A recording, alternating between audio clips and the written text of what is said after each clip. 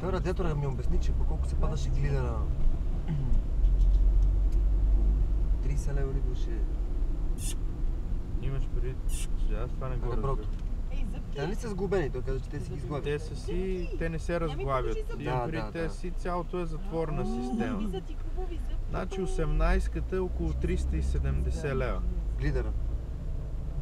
18 глидера ли ще рече това? Какво значи 18? 18 ребра.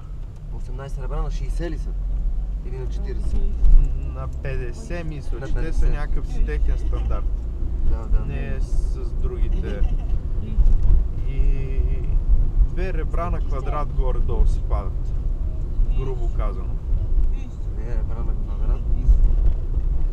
Демек 18 ребра са За около 10 квадрата. Но той каза, че те са... В смисъл, радиатора може и за по-голяма помощта. Ами, сега днес ще взема една 18-ка да я сложа в голямата стая. Тя е 27 квадрата. Ти какво ще сложиш? На ток. Направихме ги на ток, човек. Нагревател. Да, с нагревател. Той ми каза, че нагревател е бил 500 ват. Или киловат. Има 500, има 700, 800, ние ги поръчваме тук и те, които доставят, такъв слагаме. С 500 ват обаче му е мъничко. Киловат, значи. Да, но пък той от тях една 18-ка двойна беше сложил с 800 или 900 ватов нагревател, там някъде. И беше сложил термостат, който да му изключва на 22 градуса. Чай, тук ли бехме, нали? Да.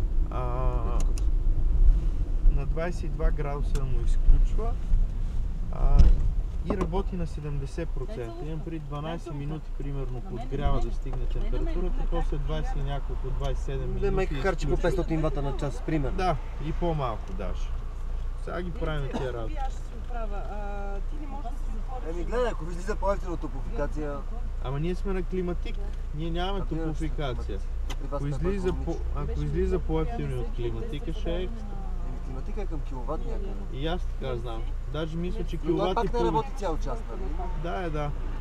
Ама пък ще видим, де. Аз сега ще ги взема и ще ги пусна да тестваме. Видиме дали ще стигне, за да се подгрее стаята.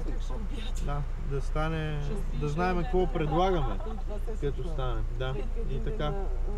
Маци, трябва да ми отвориш. Да. Да ти отворя? Да, защото не се отваря отвъд. Затвори да е. Деси, ти ще се месиш или не? Не. Сладкиш, чао. Чао.